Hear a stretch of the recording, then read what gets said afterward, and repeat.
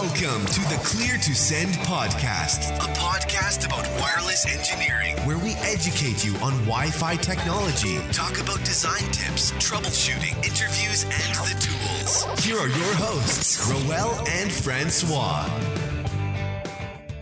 Hi guys, welcome to a brand new episode of the Clear to Send podcast show. This is Francois, your co-host, and I'm here with Rowell. Hey Rowell, how are you? Hello, I'm doing good. How are you?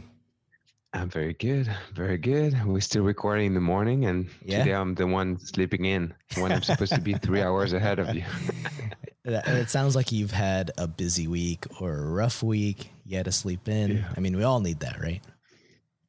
Yeah, I had a very busy week. I was teaching, and then I had to do some renovations in my house. So I was having very long days. But yeah, I'm happy to finally be here. I guess I catched up on you. I have my coffee and ready to record with you. Yeah. I mean, we had specific plans to record a topic, but I think it was just kind of because both of us were pretty busy this week. I think we barely spoke to each other this week. We might have just said, "Hey, let's record about this," and we were supposed to read up on stuff, but being how technical it is, we wanted to be well educated on the topic. So it just wasn't doable for this episode. Yeah, a little bit more prepared. So we'll keep it for next week, so we have time to study the material and talk about it. Yes. So today we decided to talk about one of the projects you've been working on, and you've shared some of the pictures on Twitter, and you get a lot of engagement about it.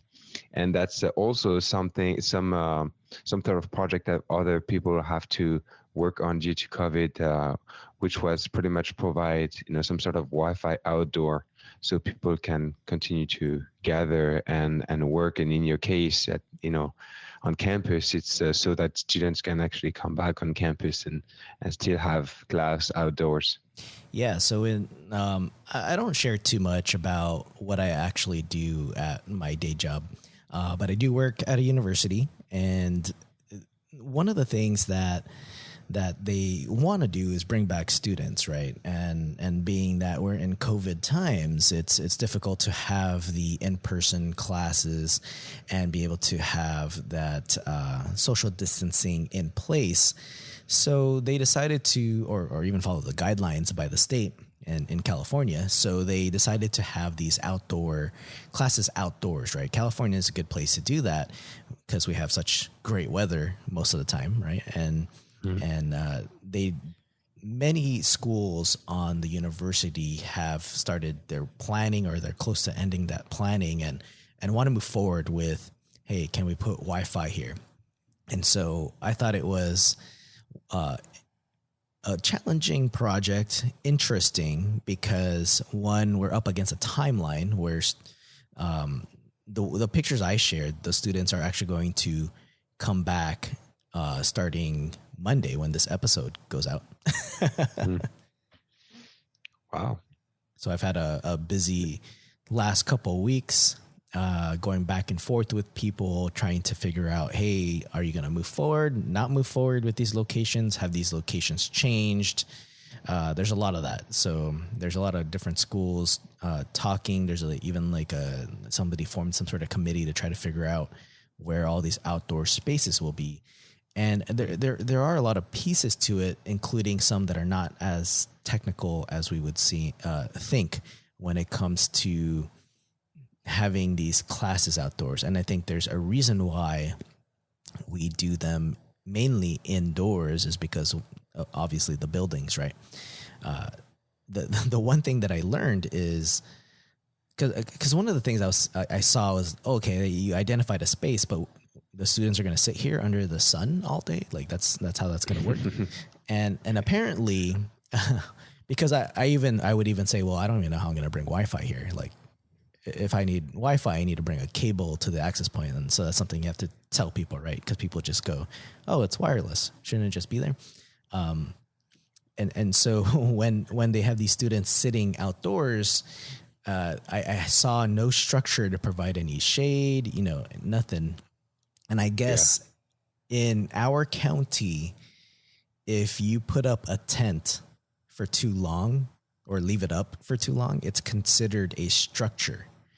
And so then there's other like permits that are involved. Yeah, all these rules, and and we can only have so many structures on campus and all that stuff. So there's that piece, and so that's why the locations kept moving. It was like, can we provide, make it comfortable for students to have classes here, socially distanced? How big are these tents going to be, and how long are we going to keep them up? Like, it's a whole different team that handles that. I don't really care what happens there. I just need to know where they're going to have classes, and I can say yes or no to whether or not I can bring Wi-Fi there. And I can see on the pictures you provided, I can see like umbrellas. So I'm guessing they chose to install umbrellas too. I'm not sure if those are permanent. I think they just started mapping out the space and making sure nobody goes there, because in some of the pictures I showed, they're courtyards, and they're typically spaces where anyone can come in and sit and do whatever. And I think now they started to try to tell people, don't go here, don't touch it, do nothing with the space. They don't really want anyone touching it either, because then that means they have to keep cleaning it, right? Like sanitizing everything. So there's all these signs everywhere that say off limits, or for health purposes, don't do this. But it gives me a general idea of where students are going to sit and where I need to direct Wi-Fi. Awesome. And when it comes to the access point, did you just go with access points you had on hand, or did you have the time to research and choose the best access point for the job? We tried our best. So typically outdoors, we have 3 different ways that we approach it. We either use, so we're a Cisco shop for wireless, and our first option is to try to go for permanent installs, right? So there is an initiative on our campus to improve outdoor Wi-Fi, because it's California. Everyone loves to be outdoors. If you were to visit the campus on a regular, normal day, there's a ton of people who just sit out on the grass with their laptops and their devices doing work. And there are always requests for outdoor Wi-Fi. And so we usually have outdoor access points. We just don't have, we don't usually have a ton of them. So this is where the first concern was. It was, all right, how many of these outdoor classes are there going to be? Because we need to order equipment. We have a certain amount in inventory, but we don't keep, hundreds of these in stock. And so there's that, because it takes a while to order, right? It takes a while and then with Cisco also working at a lower capacity, who knows how long it would take, right? So there's that.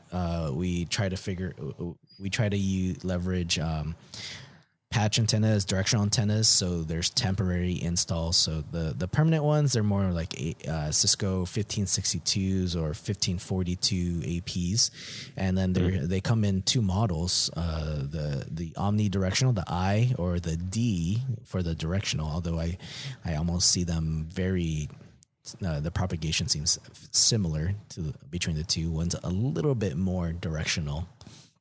Okay. And then we use external antennas on tripods. So for temporary installs, we will run a cable to an AP, but somebody needs to put it up and bring it down every day. So you try to do permanent installs wherever you can. Yeah, because since it is a big push for us this year to create more outdoor Wi-Fi. It makes sense. We would just be limited by budget at that point, right? It's the install itself is what takes up most of the money. Yeah, because you have to also mount the access points outdoor, make sure you can bring a cable outdoor and all of that, right? Yeah, so I'm not the one who does the installs at all. I don't physically install the access points. We use like 2 teams. There's a internal team of installers, and then there's also another company or companies, there's multiple that we can pick from to help with the installation. Okay. Yeah, and they did a good job on the pictures you shared. Everyone was like commenting about that on Twitter. Yeah, And they can, I they wasn't use sure like how they're for going to the do it. cable. Go ahead. I was saying I wasn't sure how they're going to install it. Like I told them where I wanted it. I just didn't know what it would look like. But you know what? That's really good that you can trust your installers to install it properly. Um, I usually provide way more information because if I just say put it here, you don't really know what to expect when you go back on site. Yeah, it's definitely different on campus because there's people that we trust each other, and usually when I look at a site, I work with somebody who another person on the like a field engineer or a facilities engineer, and we work closely together. So me and him, we will look at a site, and I go, all right, so students are going to sit here. I see that these points here are where we could install access points. Can we get cable here? And that's typically how it starts. And I don't know if I can get cable there. I wouldn't know the structure of the building, how you route the cabling through, the distances and all that. I have the facilities guy figure that out for me. I just need a yes or no. And if he says, yeah, we can do that, then I go, all right, well, let's make it happen. How much is it going to cost? Where are you going to route the cable to? Because I need to see if there's enough PoE available on the switch. Because the big outdoor access points, those 1562s, they take up quite a bit of power. Yeah. And then you can see that they have this for the cable, they use like a big conduit. That didn't come with the AP. That's them providing that conduit. So they did a really good job with that. And then all it came down to was asking them to just align the AP more towards where the students be. So it was pointed a little too high, and so I had them pointed downwards. And then there's other challenges that go into this, right? So I pre-configured these APs because during this time, I only come in once a week. Most people are just working from home, but I mean, for physical deployments, I need to pre-configure the APs because I mean, I could have people, the installers, just grab APs, but I didn't want to have the challenge of figuring out why a certain AP wasn't coming up for whatever reason. So I would say specifically, this access point with this MAC address goes here. This one goes here. And then I know which switch it connects to. So it goes back to also which environments are ready for newer access points, because there are still buildings on campus that have old switches, that have maybe like there's too many APs already connected to them. Like I shared a photo on our Slack channel where I showed a picture of an older AP. Did you the 1200 series AP that I found in a closet? Oh yeah. It looked like it was in perfect condition. Yeah. I'm not sure where it was used and how long it's been sitting in that closet. But I think it's never been used. It doesn't look like it's been used, right? There was no dust on it either. It was kind of weird. But because it was just sitting on a shelf above the switch. And the reason why I was there is because one of those outdoor APs on that metal pole was not getting enough power. It wasn't. It was joining to the controller, but the radios were down. Right, so I had to troubleshoot why that was the case. Because you go out there, only one half of that courtyard has decent signal to do anything. And when I went to the closet, I was trying to just fix it remotely, and then two, I couldn't log into the switch. And I'm like, all right, I feel like whenever I do work, I always have to get through 3 problems to get to the main problem I'm trying to fix. So I had to physically go there, console in, and then I was showing my colleague, I'm like, here's the reason why we can't log into the switch.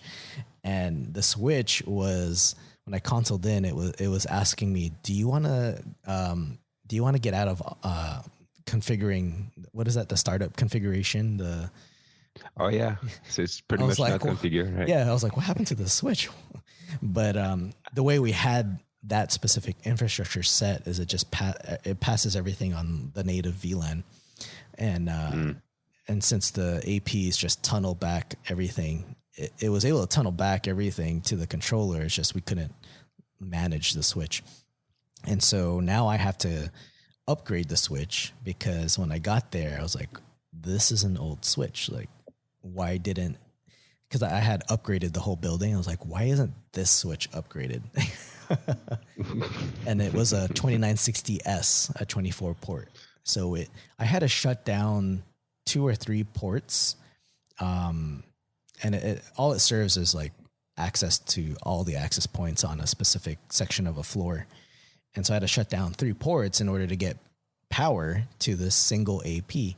And so I had to ask one of the local, the IT guys in that building that services that school. I said, hey, you don't plan on having like indoor classes, right? Like no one's going to come into this large lecture room and have a class. Like you guys aren't allowed to do that. And he's like, no. I'm like, all right, well, I'm shutting down one of the access points in this room. And so that's how I did it. There's 2 access points in the big lecture halls. I shut down one, and I went to another room, shut down that one. So on Monday, I'm going to stage a replacement and upgrade of the switch, so you can have enough power for everyone. Yeah, because all the APs in that school were upgraded. So every single AP connected to that switch is a 2802, and it's just taking up all the power. So like that's one challenge I run into, and it's like, all right, now I have all this extra work to get it up to par with the rest of the school. Okay. But around this school, and this is the law school, there were a total of 6 outdoor locations that I had to provide Wi-Fi to, which in previously just had no Wi-Fi connection. And some areas I'm like, yeah, this area should have Wi-Fi anyways, because one of them is a courtyard outside a cafe where there's tables, everyone sits there. And I'm surprised it even took that long, because a ton of people sit there. I've been out there myself, and I guess everyone gets Wi-Fi from the bleed inside of the building. But if you look at the picture that I showed, like it's a concrete building. Like you're getting signal through a window somewhere. And so now that we have that there, it's just interesting. It's going to be much better. Yeah, it's tons better. And it's the one where it shows like plants covering the AP. That's a courtyard outside of a cafe. So the farther out picture is where the cafe is, and the signal barely gets out there. So if you sit far from the window, you don't get any signal. But if you're fairly close, then you'll be okay with doing email or something. And it's in this type of environments, it's always better to have dedicated outdoor APs, because if you just have the clients outdoor connect to the indoor AP, they're gonna connect with a lower SNR, lower data rate, and they're gonna consume more of your airtime, and it might slow everyone down inside the building. Yeah, exactly. And maybe there might be a lot of people inside connected to that access point. So the people on the outside, it'll slow everyone down because lower data rate. Although we don't have like the lower data rates now, probably like 12 megabits per second is the lowest. But also, like you're sitting there, there's no power out there, so you're just wasting your battery too as it's trying to figure out where to connect. You could be dropping in and out of signal. And so the challenge with that environment, because I don't even know what you call it, this structure, it doesn't provide any shade. I think it was meant to have these plants, these vines just kind of grow and cover the area. But I asked if we could install an outdoor AP, 2 of them on either side. And a lot of the processes here is I have to go and ask the building manager if I can do this. And I have to show them what the access point looks like. And then there has to be some sort of structural plan where they look at it and go, all right, if we're going to add to the structure, is it going to compromise it in any way? And so people have to look at that. Sometimes, depending on the location, it will involve a university level architect, and those are the times where you don't want to go there because usually they say no. That's just how it is. But it sounds complex. Yeah, the process just takes longer. And so when it came to many of these outdoor locations, I did do an AP on a stick. And so that was something I shared with, actually on our Slack, but in the course that we created, the Practical Guide to Site Surveys, I shared like how I used what we teach in that course, what I did there at the law school. And so I had an AP on a stick. I was actually using both Ekahau and NetAlly because at that time I was comparing the two, which I'm getting close to maybe talking about NetAlly as a device for doing surveys. But I did do the AP on a stick with a specific setting with the same APs. And I just wanted to be able to, I wasn't too worried about capacity because even if I had to design it for capacity, I couldn't because of how many access points I could install, where I could install them, and how creative I can get with a solution. So for the people that are responsible for this area, they're like, well, if we can do like a best effort, like at least get signal out there, that would be sufficient for us. And so it was more of a coverage thing than a capacity, although one access point could, handle quite a bit of clients and applications like YouTube videos here and there, with mostly people just doing a lot of text-based stuff, web browsing. Yeah. So it was mainly designed for coverage. And even with the temp space where classes will be outdoors, they're not holding large classes out there. It's not going to be the size of like 60 students, like these large lecture halls. They still have to space these guys out. So we're talking about anywhere between 10 to 30 students, maybe. Yeah, it would be fine. The one thing I was concerned about, and I kept asking, was, are you going to stream this online for the other students? Like, is there a camera attached to a laptop that'll be a Zoom call over wireless? And I think there was, I still don't have a definitive answer. I think there's a yes and no, depending on the professor. And I was telling them, all right, just so you know, like everyone's sharing the access there on the access point. I cannot dedicate like that computer that's going to do the Zoom call to be, the most preferred connection. Because, and I tell them this to give them expectations because I don't know what the students are going to do during class, right? I've sat in a class and a lot of times students aren't even paying attention. They're watching, last night's game on video. It's just the way it is. But I don't even know if I'll be able to test it or even see how it is in person if students are there, because I think they're going to limit who will be there, for one. You got to do the contact tracing, but I'll be able to monitor it remotely. I think like given the size of it, if you have two APs for this environment, I think you'll be fine, even if they want to do Zoom. Yeah, if you have 30 people.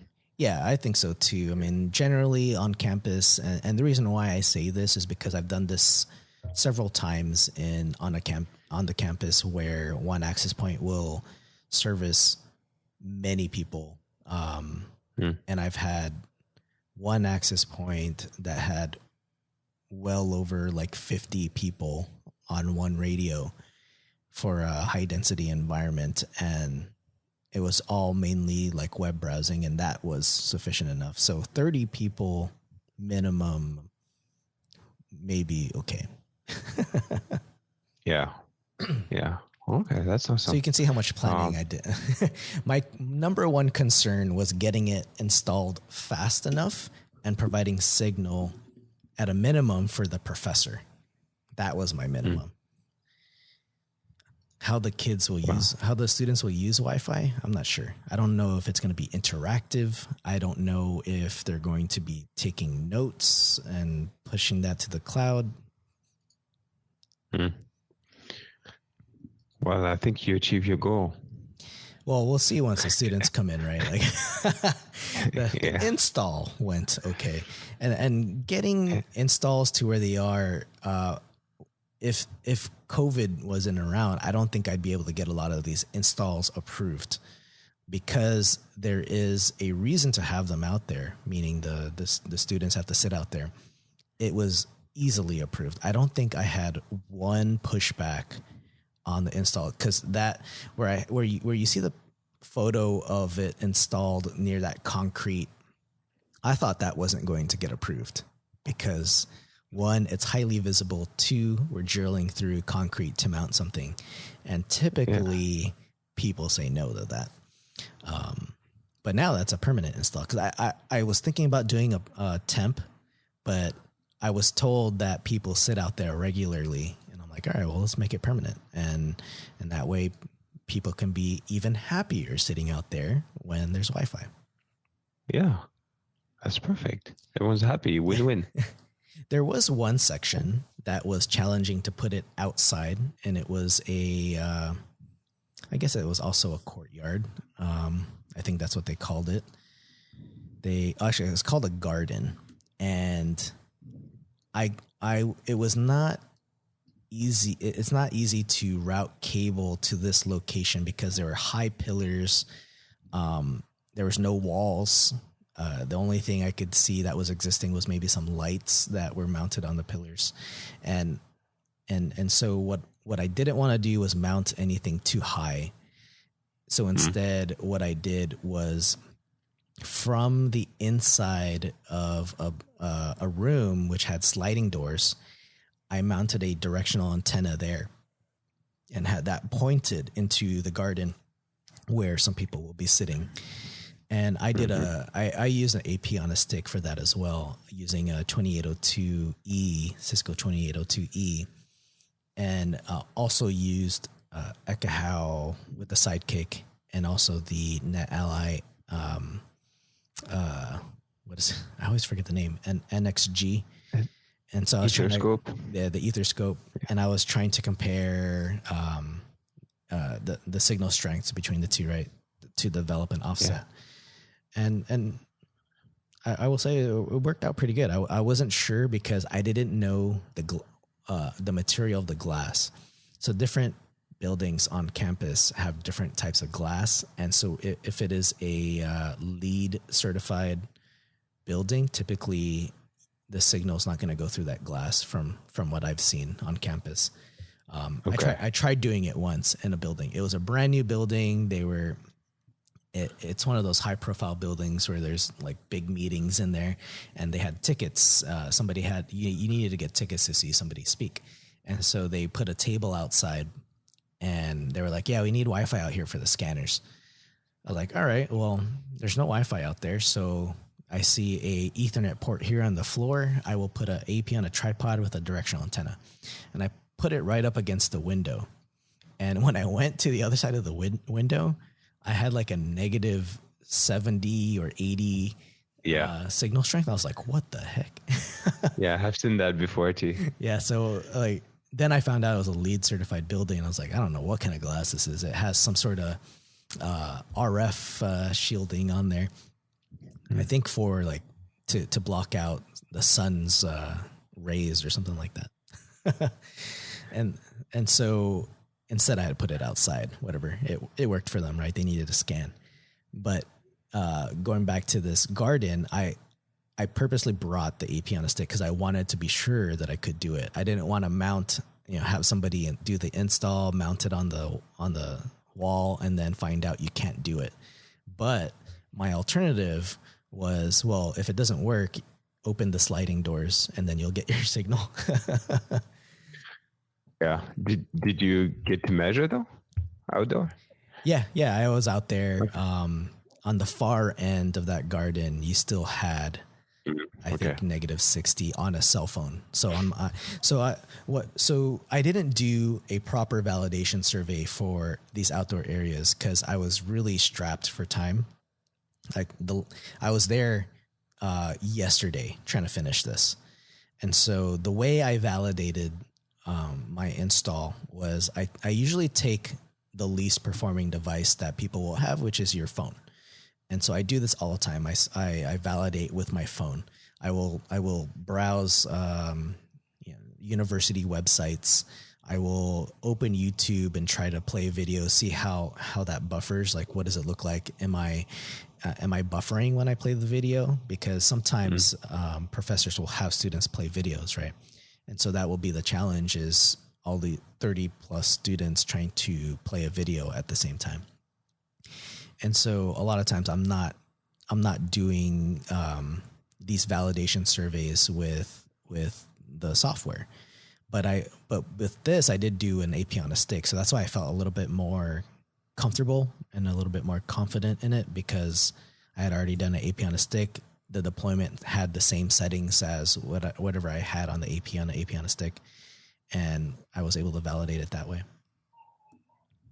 Okay. Yeah, that's awesome. Yeah. Sometimes that could be an option then. Yeah, I mean, like it depends on your scenario. Right? Yeah, I probably wouldn't do that for like the high density areas because, I mean, capacity wise, you by yourself at a high density is gonna outperform.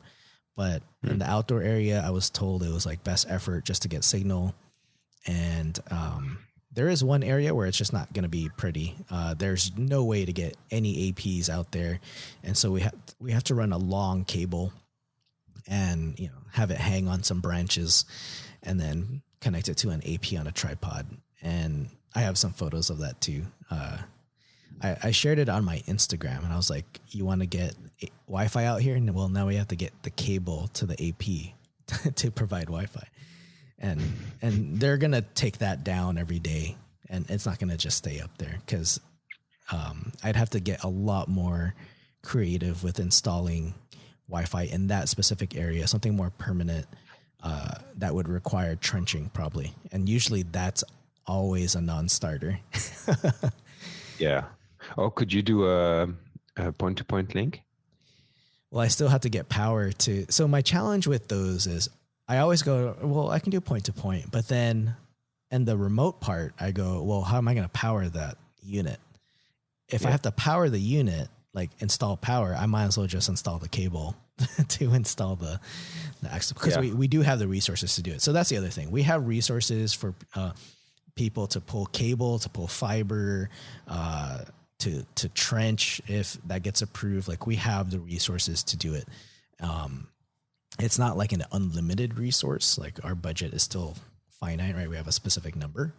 So we have to be careful of how many high, expensive projects we do. But typically it's not this can never be done unless it's been told by somebody at the top. Okay. Yeah. I was going to say, if you could always go with some solar panels. Yeah, I've mentioned that before. I think there's just a lot of people who don't like the aesthetics of it. So there's light poles everywhere. There are some light poles we could touch, some that we cannot. Some people do not want a NEMA box hanging on it. I think I know of 1 or 2 NEMA box enclosure locations where it's on the base of the light pole and it's painted the same color, and that one's been pretty good. But it was a smaller install, and it wasn't a solar installation. It just held an access point. But typically, like the eyesore stuff, people don't like. I mean, people already don't like the 1562s. So yeah. Oh, we're lucky it just kind of blends in this specific school, that it blends in with the concrete. I had some plants covering it, and I did test the Wi-Fi to see if the plants affected it, which it didn't. And so far, so good. Yeah. And tomorrow I will find out how well it really is. Or not tomorrow, but Monday. Well, maybe you can send us a little message on Twitter. Yeah, I'll see. Guys, Yeah. students can watch YouTube. We'll see how many devices are actually connected and all that. So this is all in response to COVID, social distancing, being able to have students come back, but safely. And there is some form. So we're not doing the contact tracing over Wi-Fi. Some of the contact tracing is done over Wi-Fi. Internally, there's a group that works on it that I'm not involved in, but they're using other methods to do contact tracing. So they're going to limit who comes into the main part of campus. You have to show your ID and all that stuff. So there's all these different ways we're handling the social distancing and safety stuff. And then even when I go out to do these installs, I have to put down which buildings I'm going to. I have to wear the right PPE going out there. You don't shake hands with people. Keep your social. I mean, there's hardly anyone on campus, so I'm usually just out there with a tripod. So if someone did see me, they'd probably think I'm a weirdo. That's just the nature of it. For all the surveys I've been doing, after COVID, it's always a whole bunch of validations and screening and all of that before you can even go on site. Like for this, for some work I'm doing this week, they actually want me to send a document less than 24 hours before I show up on site, just to say that I'm not feeling any fever or anything like that. So I think it's just going to be the nature of it for it's going to be the norm, and I'm okay with it, right? If it's for the greater good, safety, that's fine. The one thing I do get concerned about with the outdoor Wi-Fi is signal bleeding into a building, right? There was some signal coming from inside of a building, but not enough to provide service for a group of students.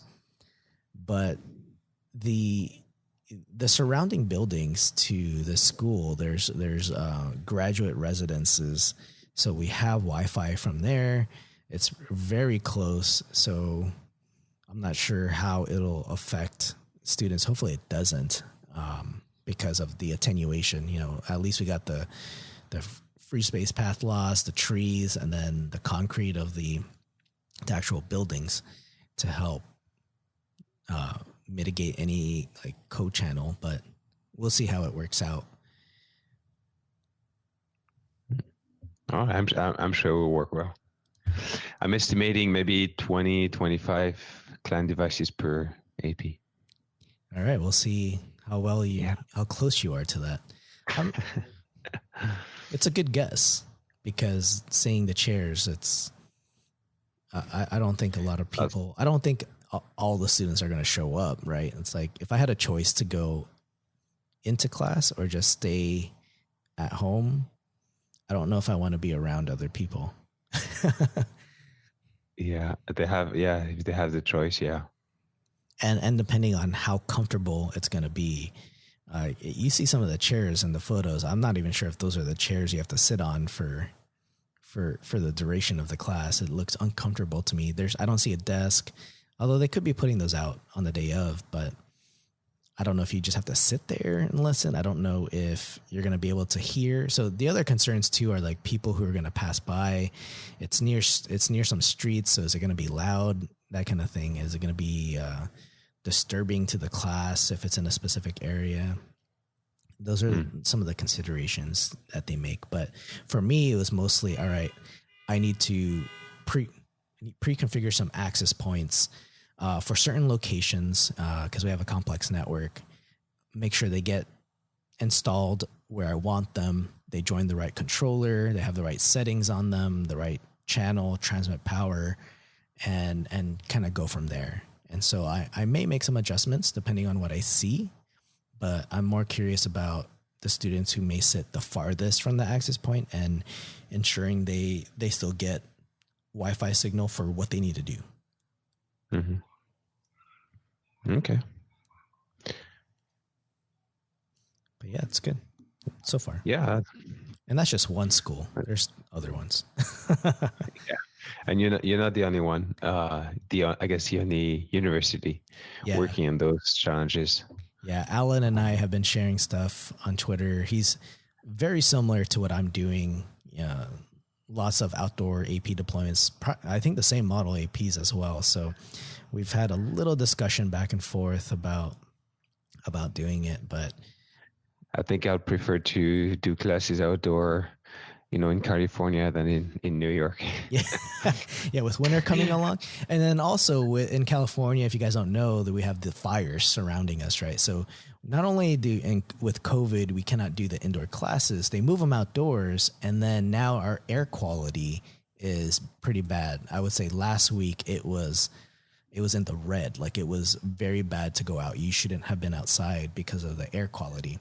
And while I was out on campus yesterday, it was cloudy. You could still smell some smoke, or smoky. You could still smell the smoke coming from a fire that's up in the mountains, like the Santa Cruz Mountains or something like that. So we'll see if they're even going to have outdoor classes. Can't win this year. There's no winning this year. It's all bad. Yeah, exactly. 2020. Anyway, well, thank you, Rowell, for sharing your little project here. We'll see what happens when the student comes in, and then maybe you can circle back next week, tell us. And next week we'll make sure that we talk about what we wanted to talk about today, which was talk about the future of Wi-Fi and talk about what's coming up with the next standard 802.11be. Yeah. So we're going to do some reading about that, try to summarize documents we have, and then talk about that next week on the show. All right. And if you guys have any questions, feel free to reach out to me. I know some people like the installers that did the work. I'm more than happy to pass information, and I'm sure they would like the business. Transaction. And if you have any tips, like, my installs aren't perfect, so if there's ways to improve, I would definitely hear those out and try to improve them. Yeah, can you move all the access points? It's not impossible, Francois. It just costs money. just 10 centimeters left. I think it's a little off. They'll probably add another pole attachment to make it work. All right, guys. Thanks for listening. We'll see you on the next episode. Thank you, guys. Have a good week. Bye-bye.